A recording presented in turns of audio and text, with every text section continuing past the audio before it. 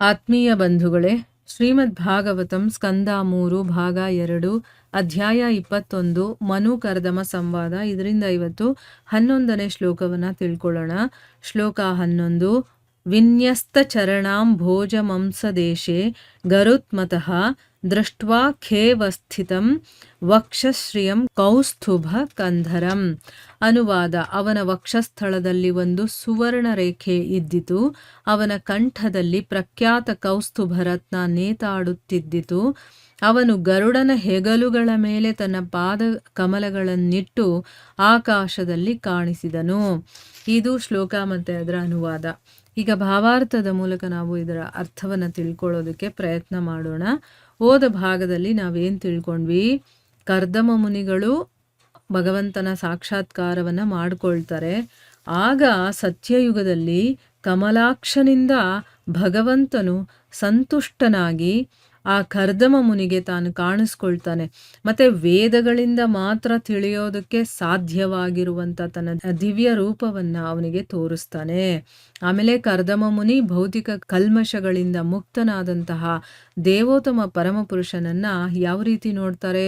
ಸೂರ್ಯನ ಹಾಗೆ ಪ್ರಕಾಶಮಾನವಾಗಿ ಬೆಳ್ದಾವರೆಗಳ ಮತ್ತೆ ನೈದಿಲೆಗಳ ಮಾಲೆಯನ್ನ ಧರಿಸಿರುವಂಥ ಒಂದು ಸನಾತನ ಸ್ವರೂಪದಲ್ಲಿ ಭಗವಂತನನ್ನ ನೋಡ್ತಾರೆ. ಭಗವಂತ ನಿರ್ಮಲವಾದಂತಹ ಪೀತಾಂಬರವನ್ನ ಧರಿಸಿದ್ದ. ಅವನ ಮುಖ ಕಮಲ ಸ್ನಿಗ್ಧವಾದಂತಹ ಗುಂಗುರು ಕೂದಲಿನಿಂದ ಶೋಭಾಯಮಾನವಾಗಿತ್ತು. ಅವನು ಕಿರೀಟವನ್ನು ಹಾಕೊಂಡಿದ್ದ, ಮತ್ತೆ ಕುಂಡಲೆಗಳಿಂದ ಅಲಂಕೃತನಾಗಿದ್ದ. ತನ್ನ 3 ಕೈಗಳಲ್ಲೂ ಕೂಡ ವಿಶೇಷ ಲಕ್ಷಣ ಇರುವಂಥ ಶಂಖ, ಚಕ್ರ, ಗದೆಗಳನ್ನು ಮತ್ತೆ 4ನೇದರಲ್ಲಿ ಬಿಳಿ ನೈದಿಲೆಯನ್ನು ಹಿಡ್ಕೊಂಡಿದ್ದ. ಭಕ್ತರ ಹೃದಯವನ್ನು ಆಕರ್ಷಿಸುವಂಥ ನೋಟ ಇರುವಂಥ ಅವನು ಸಂತೋಷದಿಂದ ಸ್ಮಿತ ಭಾವದಿಂದ ಆ ಕಡೆ ಈ ಕಡೆ ದೃಷ್ಟಿ ಹಾಯಿಸ್ತಾನೆ ಅನ್ನೋದನ್ನ ತಿಳ್ಕೊಂಡಿದ್ವಿ. ಈಗ ಈ ಶ್ಲೋಕದಲ್ಲಿ ಏನು ಹೇಳ್ತಾ ಇದ್ದಾರೆ ಅಂತಂದ್ರೆ, ಅವನ ವಕ್ಷಸ್ಥಳದಲ್ಲಿ ಒಂದು ಸುವರ್ಣ ರೇಖೆ ಇತ್ತು ಅಂತ ಅಂದ್ಬಿಟ್ಟು ಹೇಳ್ತಾ ಇದ್ದಾರೆ. ಆಮೇಲೆ ಅವನ ಕಂಠದಲ್ಲಿ ಪ್ರಖ್ಯಾತವಾದಂಥ ಒಂದು ಕೌಸ್ತುಭ ರತ್ನ ನೇತಾಡ್ತಾ ಇತ್ತು.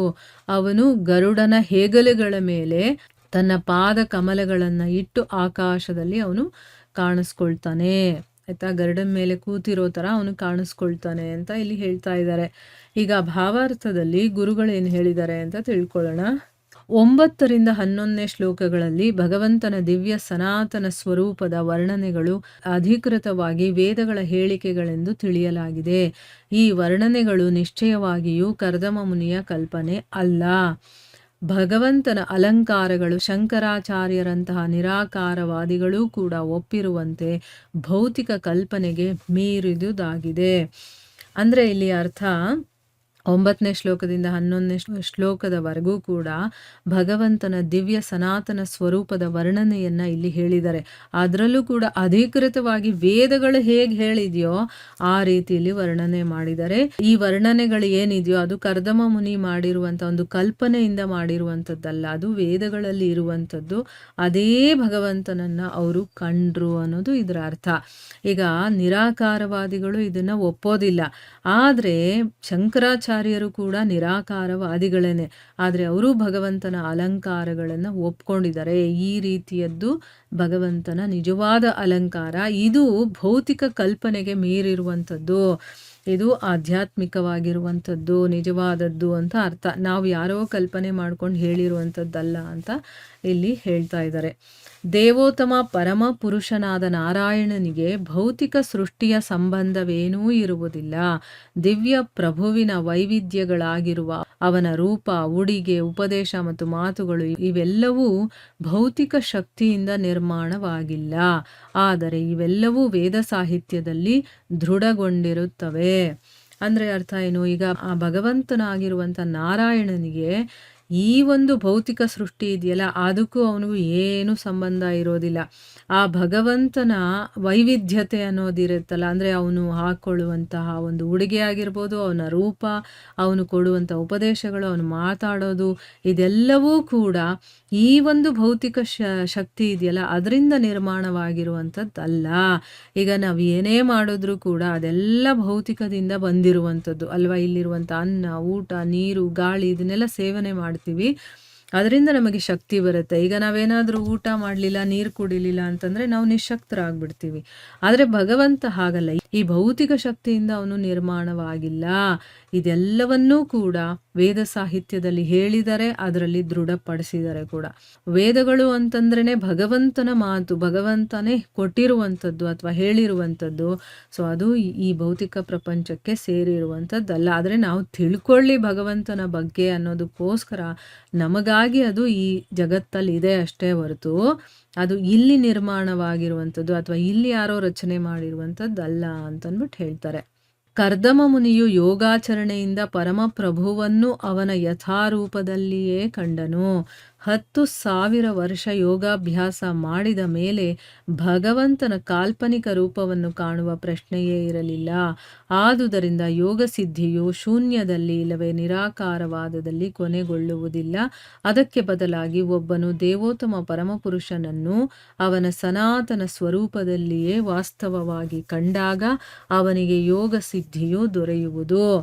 ಇಲ್ಲಿ ಗುರುಗಳೇನು ಹೇಳ್ತಾ ಇದ್ದಾರೆ ಅಂತಂದರೆ, ಕರ್ದಮ ಮುನಿಗಳು ಯೋಗಾಚರಣೆಯನ್ನು ಮಾಡಿ, ಅಂದರೆ ಧ್ಯಾನ ಮಾಡಿ, ಯೋಗಾಭ್ಯಾಸ ಮಾಡಿ, ಎಲ್ಲ ಮಾಡಿ ಅವರು ಭಗವಂತ ಹೇಗಿದಾನೋ ಆ ಯಥಾರೂಪದಲ್ಲೇ ಅವರು ನೋಡ್ತಾರೆ. 10,000 ವರ್ಷಗಳ ಕಾಲ ಅವರು ಯೋಗಾಭ್ಯಾಸ ಮಾಡ್ತಾರೆ. ಆಮೇಲೆ ಅವರು ಭಗವಂತನನ್ನು ನೋಡೋದು. ಈಗ ಕಾಲ್ಪನಿಕವಾಗಿ ನೋಡಬೇಕು ಅನ್ನೋದಾಗಿದ್ದರೆ 10,000 ವರ್ಷ ಅವರು ಅದನ್ನು ಮಾಡುವಂಥ ಒಂದು ಪ್ರಶ್ನೆನೇ ಬರೋದಿಲ್ಲ. ಕಲ್ಪನೆ ಅಲ್ವಾ, ತಕ್ಷಣಕ್ಕೆ ನಾವು ಕಲ್ಪನೆ ಮಾಡ್ಕೊಂಡು ಭಗವಂತನನ್ನು ಪಡ್ಕೋಬೋದಾಗಿತ್ತು. ಆದರೆ ಅವರು 10,000 ವರ್ಷ ಯೋಗಾಭ್ಯಾಸ ಮಾಡಿ ಪಡೆಯೋದು. ಸೊ ಅದಕ್ಕೋಸ್ಕರನೇ ಯೋಗ ಸಿದ್ಧಿಯಲ್ಲಿ ಶೂನ್ಯ ಅಥವಾ ನಿರಾಕಾರವಾದದಲ್ಲಿ ಇದು ಕೊನೆ ಆಗೋದಿಲ್ಲ. ಅಲ್ಲಿ ಭಗವಂತನ ಸತ್ಸ್ವರೂಪ ಏನಿರುತ್ತೋ, ಸನಾತನವಾದಂಥ ಸ್ವರೂಪ ಏನಿರುತ್ತೋ ಅದೇ ಕಾಣಿಸ್ಕೊಳ್ಳುತ್ತೆ. ಇಲ್ಲಿ ಕರ್ದಮ ಮುನಿಗಳು ಭಗವಂತನ ಸನಾತನ ರೂಪದಲ್ಲಿ ಅವನನ್ನು ವಾಸ್ತವವಾಗಿ ನೋಡ್ತಾನೆ. ಆ ರೀತಿ ಯಾರು ಅವನ ಸನಾತನ ಸ್ವರೂಪದಲ್ಲಿ ನೋಡ್ತಾರೋ ಅವನನ್ನು, ಆವಾಗ ಅವರ ಯೋಗ ಸಿದ್ಧಿ ಅನ್ನೋದು ಆಗಿದೆ ಅನ್ನೋದನ್ನು ನಾವು ಅರ್ಥ ಮಾಡ್ಕೊಳ್ಬೇಕಾಗತ್ತೆ. ಆಯಿತಾ? ಅವನಿಗೆ ಯೋಗ ಸಿದ್ಧಿ ಲಭಿಸಿದೆ ಅಂತಂದರೆ ಅರ್ಥ ಭಗವಂತನ ಸನಾತನ ಸ್ವರೂಪದಲ್ಲಿ ಅವನನ್ನು ನೋಡಬೇಕು. ಆಗಲೇ ಅದು ಯಾವುದೋ ಶೂನ್ಯ ನಿರಾಕಾರ ಆ ರೀತಿ ಅಲ್ಲ ಅನ್ನೋದನ್ನು ಇಲ್ಲಿ ಗುರುಗಳು ಹೇಳ್ತಾ ಇದ್ದಾರೆ. ಕೃಷ್ಣನ ರೂಪವನ್ನು ನೇರವಾಗಿ ಪ್ರಕಟಗೊಳಿಸುವುದೇ ಕೃಷ್ಣ ಪ್ರಜ್ಞೆಯ ಪ್ರಕ್ರಿಯೆಯಾಗಿರುತ್ತದೆ. ಅಧಿಕೃತ ವೈದಿಕ ಸಾಹಿತ್ಯವಾಗಿರುವ ಬ್ರಹ್ಮ ಸಂಹಿತೆಯಲ್ಲಿ ಕೃಷ್ಣನ ರೂಪವು ವರ್ಣಿತವಾಗಿದೆ. ಅವನ ನಿವಾಸವು ಚಿಂತಾಮಣಿ ಶಿಲೆಯಿಂದ ನಿರ್ಮಿತವಾಗಿದೆ. ಅಲ್ಲಿ ಭಗವಂತನು ಗೊಲ್ಲರ ಹುಡುಗನಾಗಿ ಆಟವಾಡುತ್ತಾನೆ ಮತ್ತು ಸಾವಿರಾರು ಗೋಪಿಯರಿಂದ ಸೇವಿತನಾಗಿದ್ದಾನೆ. ಈ ವರ್ಣನೆಗಳು ಅಧಿಕೃತವಾದುವು. ಕೃಷ್ಣ ಪ್ರಜ್ಞೆಯುಳ್ಳ ವ್ಯಕ್ತಿಯು ಅವುಗಳನ್ನು ನೇರವಾಗಿ ಸ್ವೀಕರಿಸುವನು, ಅವಕ್ಕೆ ಅನುಗುಣವಾಗಿ ವರ್ತಿಸುವನು, ಉಪದೇಶಿಸುವನು ಮತ್ತು ಅಧಿಕೃತವಾದ ಶಾಸ್ತ್ರಗಳಲ್ಲಿ ನಿರೂಪಿತವಾದಂತೆ ಭಕ್ತಿ ಸೇವೆಯನ್ನು ಆಚರಿಸುವನು. ಇಲ್ಲಿ ಗುರುಗಳು ಕೃಷ್ಣ ಪ್ರಜ್ಞೆಯ ಬಗ್ಗೆ ಹೇಳ್ತಾ ಇದ್ದಾರೆ. ಈಗ ಕೃಷ್ಣನ ರೂಪವನ್ನು ನೇರವಾಗಿ ಪ್ರಕಟಪಡಿಸೋದೇ ಕೃಷ್ಣ ಪ್ರಜ್ಞೆಯ ಪ್ರಕ್ರಿಯೆ. ಇಲ್ಲಿ ಕೃಷ್ಣನ ಚಿತ್ತದಲ್ಲಿ ಇಟ್ಕೊಂಡು ಅವನೇ ಸರ್ವಸ್ವ ಅಂತ ಅಂದ್ಕೊಂಡು ನಾವು ಏನು ಫಾಲೋ ಮಾಡ್ತೀವೋ ಅದರಿಂದ ಏನಾಗುತ್ತೆ ಅಂದರೆ ಅವನು ಹೇಗಿದ್ದಾನೋ ಹಾಗೆ ನಾವು ನೋಡೋದಕ್ಕೆ ಸಾಧ್ಯ. ಅಧಿಕೃತವಾಗಿರುವಂಥ ವೈದಿಕ ಸಾಹಿತ್ಯ ಯಾವುದು ಬ್ರಹ್ಮ ಸಂಹಿತೆ ಅಂತ ಇದೆಯಲ್ಲ, ಅದರಲ್ಲಿ ಕೃಷ್ಣನ ರೂಪ ವರ್ಣನೆಯಾಗಿದೆ. ಏನು ಹೇಳಿದ್ದಾರೆ ಅಲ್ಲಿ ಅಂತಂದರೆ, ಅವನ ಒಂದು ನಿವಾಸ ಹೇಗಿರುತ್ತೆ ಅಂತಂದರೆ ಚಿಂತಾಮಣಿ ಶಿಲೆ ಇದೆಯಲ್ಲ ಅದರಿಂದ ನಿರ್ಮಾಣವಾಗಿರುತ್ತೆ. ಅಲ್ಲಿ ಭಗವಂತ ಏನು ಮಾಡ್ತಾ ಇರ್ತಾನೆ, ಗೊಲ್ಲರ ಹುಡುಗನಾಗಿ ಆಟ ಆಡ್ತಾ ಇರ್ತಾನೆ ಮತ್ತು ಸಾವಿರಾರು ಗೋಪಿಯರಿಂದ ಅವನು ಸೇವಿತನಾಗಿರ್ತಾನೆ. ಯಾಕೆಂದರೆ ಬ್ರಹ್ಮ ಮೊದಲನೇ ಜೀವಿಯಾಗಿರೋದ್ರಿಂದ ಭಗವಂತನನ್ನು ನೋಡಿದಾನೆ, ಅವರು ಹೇಗಿದ್ದಾನೆ ಅನ್ನೋದನ್ನ ಬ್ರಹ್ಮ ಸಂಹಿತೆಯಲ್ಲಿ ವರ್ಣನೆ ಮಾಡಿದ್ದಾನೆ. ಸೊ ಈ ವರ್ಣನೆಗಳೆಲ್ಲ ಅಧಿಕೃತವಾಗಿರುವಂಥದ್ದು. ಕೃಷ್ಣ ಪ್ರಜ್ಞೆ ಇರುವಂತಹ ವ್ಯಕ್ತಿ ಅದನ್ನು ನೇರವಾಗಿ ಸ್ವೀಕಾರ ಮಾಡ್ತಾನೆ. ಶಾಸ್ತ್ರಗಳಲ್ಲಿ ಧರ್ಮಗ್ರಂಥಗಳಲ್ಲಿ ಏನಿದೆಯೋ ಅದನ್ನು ಅವನು ಸ್ವೀಕರಿಸ್ತಾನೆ ಮತ್ತು ಅದಕ್ಕೆ ಅನುಗುಣವಾಗಿ ಅವನು ನಡ್ಕೊಳ್ತಾನೆ ಕೂಡ. ಬರೀ ಕೇಳೋದಷ್ಟೇ ಅಲ್ಲ ಅಥವಾ ತಿಳ್ಕೊಳ್ಳೋದಷ್ಟೇ ಅಲ್ಲ, ಅದನ್ನು ನಮ್ಮ ಜೀವನದಲ್ಲಿ ಅಳವಡಿಸ್ಕೊಳ್ಬೇಕು ಮತ್ತು ಅದನ್ನು ಉಪದೇಶ ಕೂಡ ಮಾಡ್ತಾನೆ, ಬೇರೆಯವ್ರಿಗೆ ಅದನ್ನು ತಿಳುವಳಿಕೆ ಕೂಡ ಹೇಳ್ತಾನೆ. ಮತ್ತು ಅಧಿಕೃತವಾದಂಥ ಶಾಸ್ತ್ರಗಳಲ್ಲಿ ಹೇಗೆಲ್ಲ ಹೇಳಿದಾರೋ ಅದನ್ನೆಲ್ಲ ಅವನು ಭಕ್ತಿ ಸೇವೆಯಿಂದ ಅದನ್ನು ಆಚರಣೆ ಮಾಡ್ತಾನೆ. ಅಂದರೆ ಹೇಗೆ ಭಗವಂತನನ್ನು ಸೇವಿಸಬೇಕು, ಹೇಗೆ ಭಕ್ತಿ ಸೇವೆ ಮಾಡಬೇಕು ಅಂತೆಲ್ಲ ಧರ್ಮಗ್ರಂಥಗಳಲ್ಲಿ ಹೇಳಿದಾರೋ ಅದರ ರೀತಿಯಲ್ಲೇ ಅವನು ಆಚರಣೆಯನ್ನು ಕೂಡ ಮಾಡ್ತಾನೆ ಅಂತಂದ್ಬಿಟ್ಟು ಈ ಶ್ಲೋಕದಲ್ಲಿ ಹೇಳಿದ್ದಾರೆ. ಸೊ ಇಲ್ಲಿಗೆ ನಾವು ನಿಲ್ಲಿಸೋಣ. ಹರೇ ಕೃಷ್ಣ.